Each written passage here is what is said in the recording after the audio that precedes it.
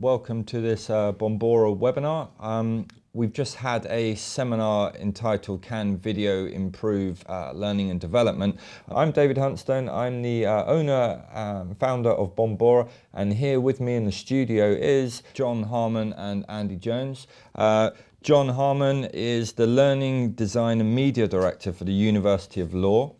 He's responsible for the learning design of all of the university's undergraduate and postgraduate programs and development of the learning media. Jon's career started in professional broadcasting, ranging from feature films, documentaries, and entertainment formats. Andy Jones has 13 years' experience in learning and development, following the usual trajectory of falling into it accidentally. Classroom training, epiphany, face-to-face delivery, e-learning and consultancy.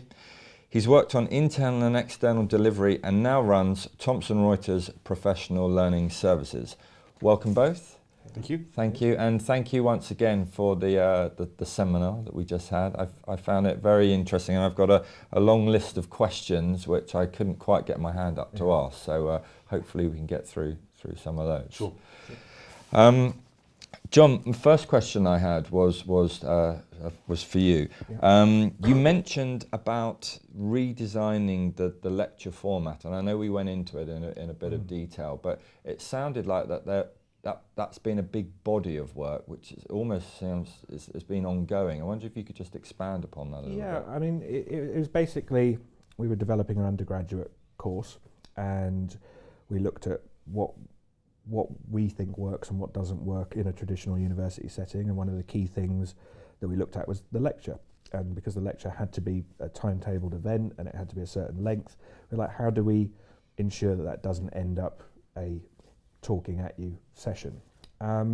So we then started sort of thinking, well, looking at the notions of hands up and asking questions and that, and we looked into some research that says quite often hands up, often you end up picking the person that knows the answer and they're at the front, and it disengages and creates a bigger gap with people at the back of the lecture. So you start looking at, well, how do you make sure everybody's involved? There are things that you can learn from e-learning in there. It's a one-to-one experience in that sense. So we brought in clickers, and we'd have questions, and that would kind of create the engagement, and also you've got the metrics to see quite instantly whether the class is getting it as a collective. So there was that element of interactivity brought in, and then we're also looking at how do you make case studies or explanations to scaffold from that aren't just the teacher drawing on the board or talking about it. So we then brought in video, be it animation, be it testimonial, and it was we were able to bring in practitioner focus so they can give advice to the students, which is hard if you don't bring somebody into every lecture, and thus we actually started to sort of break the structure of a effectively 2-hour lecture of people talking to being a more, I hate to use the word immersive, it's overused, but immersive experience where it's not all transmission, and therefore we were sort of things that would actually help you build a framework and so forth. And how did you go about, because that's if you've got, imagine if you've got 1 2-hour lecture, let's say, and then you want to break that up into chunks, and you may have video content in there, you may have case studies, you may have interviews.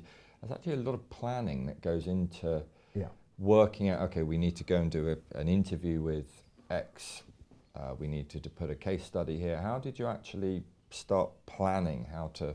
You take the principles of learning design, so you effectively say, well, you do your essential needs analysis, which is often coming at you from a regulatory framework in formal education. So you say, well, what needs to be taught? You then break that down and start doing a learning design, which is a schematic of what kind of activity that you want within that lecture. And then, so you'll say, like, well, we need to do a bit of reflection here, we need to do a bit of peer-to-peer here, and we need to do a bit of just knowledge transmission here. So once you start breaking that out, you then go, well, how do we do it? And therefore, then you start looking at the technique. So you might devise an activity, or we want a case study, so we're going to build an activity around that. How do you illustrate the case study? That's when you get to the video. So you do all of your basic kind of schematic learning design from there, which enables you to say, right, now we can schedule all of the media production, and we can then also schedule all of the writing of that material. And then you get good people that are project managers and so forth to bring all of that together on a timeline. And it's been a big project. We're almost complete now on all of the materials for the 2 years. So we started a year before the program was going to start delivering, and it's almost like we're producing media a couple of terms ahead of actually delivering. And that's good in the sense of where things don't work in the first term or something, you can take that on board and tweak and say, oh, actually, overuse of animation, let's cut that down, or and so forth. So it's a big project, but if you've ever done a big project in any form of media production, it's part of the course, I think. And have you found, is that a similar experience when you're designing learning content in the more kind of corporate, professional-based workspace? It is, but it's not as big a process. So you still need to do the needs analysis. You still need to know what you want to get out of it. You still need to know what the audience needs to get out of it. You can almost using horrible learning objectives there, where you say, right, so at the end of this, whatever this is the outcome that we want. So we'd like someone to have realistically moved along the path towards learning this, rather than saying you will have learnt. But so you build your objectives, you understand your outcomes, your intent, you understand the thing that you want to get across, and then you go into a media production cycle. So then you get people scripting it, you get people booking and filming, you get people project managing it to bring it all together. But it's a lot shorter. I think the advantage with us is we can test and fail a lot quicker because we're producing things more regularly that are delivered more quickly, right. and so we can and sometimes do get it wrong, not often clearly, but can and sometimes do get it wrong, and then you can tweak it, change it, and get it better as you're going on. Right. One of the things, Andy, you mentioned in your presentation was around user-generated content, and is it good, is it bad, and or were people indifferent? I think it's fair to say that there was a mixed show of support, but the majority of people felt fairly indifferent to it. One of the things I was thinking, again listening to what you were saying, Jon, about kind of bringing in examples of content, it struck me that user-generated content could be very useful for if you're wanting to show examples of failure or other people's failure. Would that be fair to say? Because you mentioned about the quality issues. It depends what you mean by user-generated content. Right. So if you're wanting to show how to generate content badly, then user-generated content could be a really good thing for that. Right. Yes, I have views about user-generated content. What is your personal view on it? My personal view is that you should take the tools away from the people who are dangerous, and there needs to be some kind of barrier that you need to go through, or maybe gateway you can go through and put it in a positive sense, so that you are in some way capable, or proving yourself to be some way capable of delivering some kind of content. And so the problem with user-generated content is two things. One is that everyone knows of some user-generated content that's superb, that someone has done. They've done it on their own, and you point to YouTube or you point to internal corporate things where someone's come up with an idea, they've done it, it's superb, it's made a big difference. And so everyone then wants to do that and points to that as the example. The other problem is that most people aren't that good or that able or that capable of delivering that level of content. And there's actually a third problem, which is it might not be right. Now that sounds awful, and if you are thinking about something that's a bit more fluffy around sort of interview techniques, or time management or something like that, not being right is not that big a deal because it's not going to have a massive business impact. But if you're talking about something technical where or something that needs to happen in a particular way, not being right is a very big deal. Right. And can cost a lot of money. And I've seen examples where not being right has cost a lot of money, has cost someone a job, has cost the organisation lots of money, because this belief that I can do this thing, this is how you do it, and then that spreads, and that sort of spreads around the network. It becomes incredibly dangerous, because even if you correct it, that knowledge is still there. And so people are now still doing the thing wrong that they should have done right. I think the key with user-generated content is what are you using it for. So if you're using it as an instructional strategy, would you take anybody who says, I can teach that, and put them in a classroom with a lot of your employees and say, go on then, because that's basically what you're doing with user-generated content in an instructional strategy. But in a reflection strategy, which therefore it's a personal thing, it's a very useful thing to do user-generated. Or sometimes in collecting user stories that may form your higher product, you may use it almost as the that's a very different lo-fi, thing, though, but it's very different. User-generated content can be used to inform stuff, but you're not. I think using it as an instructional strategy is dangerous. So I mean, I've seen user-generated content that is the expert, the absolute expert, who is going to do it right, who knows the right thing to do, and he's created some content for his users to go through on some software processes or whatever. And it was absolutely right. There was no problem there, but instructionally it was dreadful. It was about 45 minutes of screen grabs and whatever, and it was just never going to be useful.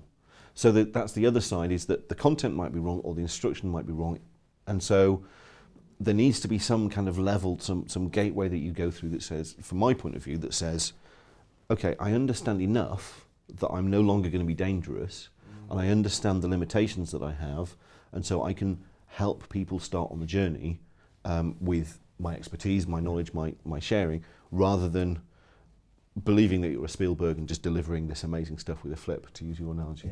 So that's almost getting into, we're weaving in lots of different parts of both presentations there, but one of the things it seems to me that you're kind of getting to a point of, yes, it's good in one way, but you need to have an understanding of instructional design. You need to understand about how you teach people. It's essentially then you're getting into structure of content and organising the structure of the content correctly. And I mean, one of the things you mentioned, Jon, was, and both of you mentioned about the power of storytelling. But what there's one point that you made, which I wanted to pick up on, was how storytelling for business differs slightly. And I wondered if that was, is that storytelling for business learning is different, or is just general from a kind of more cinematic entertainment purpose? I think it's different in the sense of business stories probably don't have dramatic value and so forth. So, and actually construct is different. You know, classic storytelling in the cinematic sense is 3-act structures, that kind of thing. You don't need that in business storytelling. What you do need to do is surface key components of what goes on in the business, what is the business, and therefore that does actually inform your learning narratives. Because if the narrative that you're trying to get across doesn't connect with their experience, and going, well, it's not like that, then there won't be that sense of engagement. And you know, I think we were laughing and joking earlier on about The Apprentice. That is a certain kind of narrative, but it's not a narrative about business. And so it's how you surface those things. And actually, there are sophisticated ways you can surface stories, you know, and that's where user-generated content, maybe even in the form of like social intranets, can be incredibly good and very powerful. And then it's actually then weaving that into a narrative. But I think it's more about structure and language rather than and not having big sort of dramatic or doing certain things for effect. I think though that you can use structures that are well understood, that in a kind of TV sense, As a starting point. well, as a starting point, and to help you tell a story. So, telling a story about Enron or Satyam, which are huge business failures. If you start off by saying, "I'm going to tell you about Enron," it's not really going to get anywhere. It's not really going to help you. But if you use a storytelling technique, which is you start describing a very successful company that was doing very well, and you start really promoting it, and then you pull the rug out from underneath and say, yeah, but this was Enron, and so 2 days later they were, I don't know, in jail or whatever was the story. That's a very useful narrative storytelling technique that is borrowed from other places, but it is applicable because it works, because we're used to it. And I think that's one of the key things about video and L&D, is that we are very used to consuming video media. Yeah. And so there are techniques that we are very familiar with, not in a work context, but it's not a new thing for us. And so applying that into a workplace context, I think, is quite powerful and quite usable. Is there, you mentioned about people in an organisation, if their boss catches them watching a video, there's generally, it's being perceived as you're not doing what you're meant to be doing. Do you think there's a transition that needs to happen within the UK workforce so that video-based learning becomes more effective as it starts almost becoming more acceptable within the workplace? And I think the answer is yes. I also think the answer is perhaps we don't need to care so much about that. Okay. Don't overthink it. Well, the answer is yes, in the sense that it would be very useful for people to, for people in management positions to be able to give more leeway to their employees to learn in different ways, rather than going to a formal classroom, doing their learning or training and then coming back trained. But that doesn't just apply to video, because that applies to social platforms, that applies to Google, to e-learning that doesn't look like e-learning and things like that.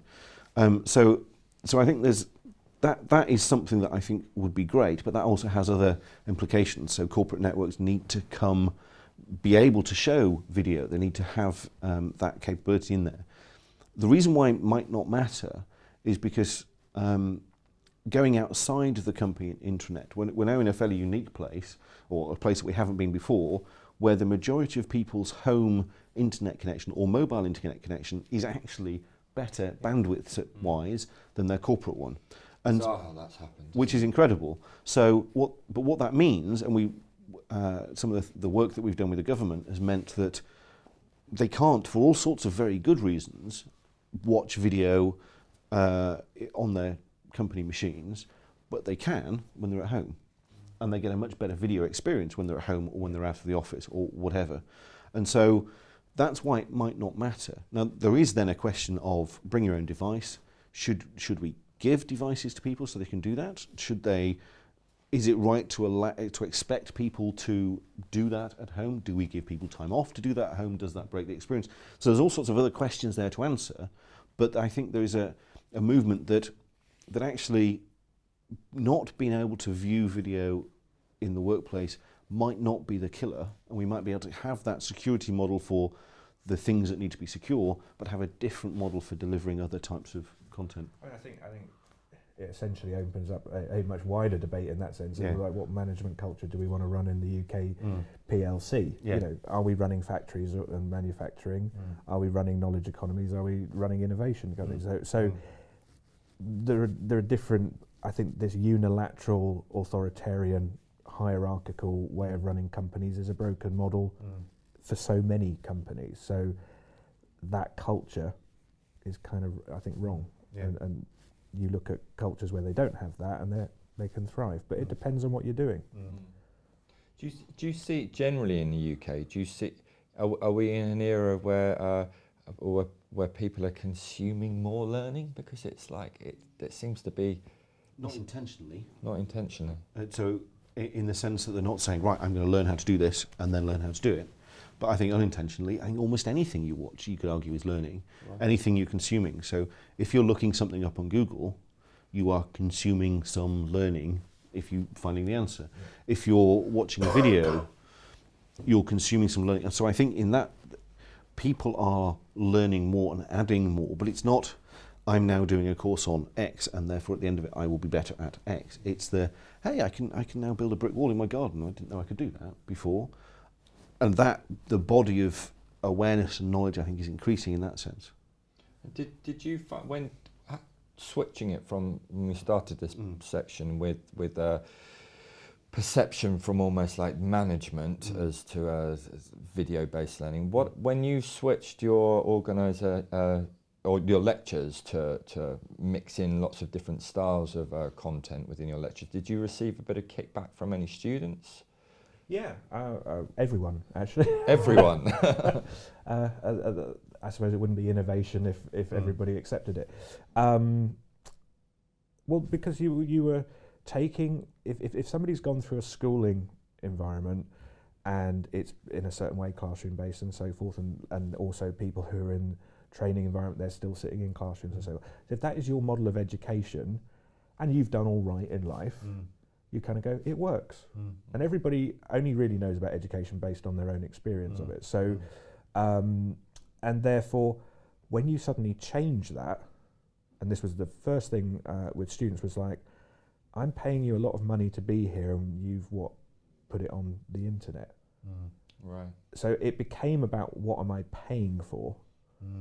And actually, if you look at the cost model and that, it's probably no cheaper or costly to do it on the internet anyway. But then once people were finding, actually, I'm finding this more useful because I can go back to it at any time, I can do it at my own pace, I don't have to time it around a certain event. And then when it comes to exams and so forth, you actually see the attainment going up. Right. And then the actual, because law, you're quite often heavily engaged with the employer as well. And then when the employers are saying, do you know what, the people that are coming through this way, they're actually doing better. And so it took a life cycle of a couple of iterations of that before people went, and now 10 years later, you know, MOOCs and everybody was like, well, you know, do this, do that. And there was an article by Jimmy Wales the other day about boring lectures, and I just wanted to put a comment, you know, yep, we've been doing that for 10 years. And I think the university sector in particular now is starting to wake up to that. Right.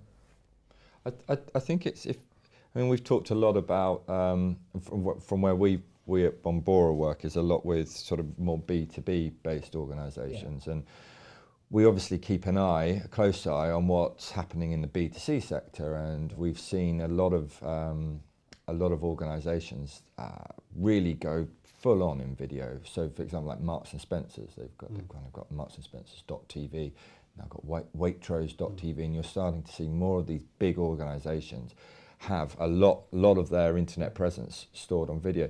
Do you see it going like this in B2B for learning? In a learning environment, do you see them almost having a LND.TV section of their intranet, or not really? That's an interesting one. The one question I'd ask about marksandspencers.tv and Waitrose.tv is that internal or is that external? So that's external. That's external. And so flipping that, if you think about internally, there's no reason why you wouldn't have a TV channel or a video delivery mechanism internally, as long as you're delivering the things that are useful to your organisation. And so what is useful for your organisation? Well, I guess you've got messages from senior management that are meaningful, not the company report, I'm going to talk at you or talk down to you, but this is how we dealt with a particular thing. And something that's we found that's very useful for lawyers is that solicitors spend a lot of time, senior partners spend a lot of time teaching junior partners, junior members of the firm, how to deal with a particular matter. And if they're able to video that and then present that out, they don't have to do that anymore. They've given that information. That's the kind of sustainable thing. From that point of view, that becomes a very useful thing to have that TV. But I don't think it's necessarily going to become as ubiquitous. What I think will become ubiquitous is a delivery mechanism for learning content, and some of it is TV, some of it is video, some of it is more traditional online learning, although hopefully not. Some of it is text as appropriate, and so I think that one of the key things is that video is very useful and very useful in a lot of contexts. But it doesn't need to be, or it shouldn't be, the panacea of all ills, and in some cases it's very important not to have it. But you still need to have it in the way that you're used to consuming it. I think that's right. I think people, they want to grab the learning content in the way that they want to do it. And that's not as in I'm a visual learner or I'm a textual learner, that's bunkum. But it's very much, right, you know, when I'm on the train, sometimes I'd like to read an article, and when I'm at home, sometimes I want to watch a video. And this notion that somebody else has constructed it all for you is kind of a bit of an annoyance. And sometimes you actually, you know, and that's the essence of personalised learning, is I want to take that bit and I want to take that bit and build, you know, build my own course sometimes. I mean, I would have quite liked in life to have done a bit of an MA in online learning, which is what I was studying, and a bit of an MBA, but I can't actually self-create my own. Yeah. And this notion of you've got to be in one discipline or the other is wrong, which is why we're seeing people gravitate to things like MOOCs, because it's like, I can get a little bit of chunk of learning there for 6 weeks, don't want to do a course, don't even want the qualification, but I just want to know about that. And so I think we're going to see more and more of that, and components from various different things. I go, actually, yeah, I'd like to do an intro to copyright law, not because I want to be a copyright lawyer, but I need to do it because of something I'm doing right now. And vice versa across lots of disciplines. So that's going to be quite beneficial, and organisations have probably got something to learn from that as well, haven't they? So just making this content available, because ultimately if you've got a more educated workforce or more trained workforce, it's going to create a better, more efficient organisation, isn't it? Well, the other thing as well, from like a personal development perspective, I can't remember what the stats are, but the expectancy of having one career is gone. Yeah. Right. So this notion of going to university and that's your roadmap to life is a bit of a crock. So you're going to go through several iterations, and therefore you actually have to learn new things along the way, and it can't just be purely on-job stuff. It's actually, as you evolve through your career, say as a manager, you want to understand more about organisational design and those kind of things, which are not training. And I think in order for people to get on more, they're going to want to seek those things out. It's not just going to be L&D that drives that. So this component type approach, and there are interesting developments in terms of the notion of building up badges or every learning experience you have and somehow collating that becomes quite interesting from a CV and qualification perspective to, can I show that I've done all of these things and I've learned from it and demonstrate it in an interview? And I think the danger that L&D have is that they're so far behind the curve on that they're going to become irrelevant and be missed out. Because what value do they add if actually what L&D is doing is producing curricula for you to go through, so at the end of it you can say, I've, well, frankly, been through this curricula. It's not even proving that I've done anything or learnt anything particularly. Yeah. And so unless L&D change their minds and become, or L&D departments switch it to become, well, energizers, enablers, facilitators, finders of things that are useful for me to know that I might want to be interested in, rather than course deliverers, then they're going to become irrelevant and going to be bypassed. It's that old adage, education should ignite a fire, not fill a pail. Yeah. So, and actually maybe that's what we need to do a bit more, just say, it makes stuff available and people go, oh, I'm really interested in that. And then they might want to actually then get into a more formal course based on it, but rather than saying you're going on a project management course for 3 weeks against their will almost. And there is a challenge there as well, which is a managerial challenge, because if you're a senior leader, you want to know that your staff are capable and that they are going to do something. So one of the easiest ways to do that is to say, I want to make sure they're certified in this, or they've been through this course. And the absolute failure, the worst case scenario of this is usually compliance, health and safety training, and you do it so that you don't get sued. Now, that's a box ticking exercise for the management rather than... Absolutely. Now, if you get compliance right, and so people are actively seeking ways to avoid non-compliance, you're actually going to do better. The problem is that that's not the reason for compliance training. It is box ticking. But that's the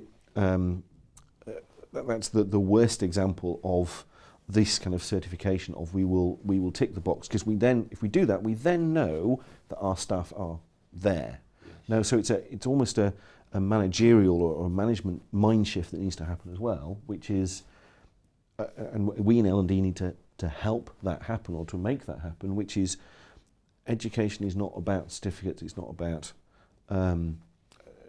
putting people through an experience and expecting them to change as a result of that one experience or those short number of experiences. It's about a continual helping them, feeding them, nurturing them, helping people grow with the things that we can give them and the resources we can give them to help them do that. Right.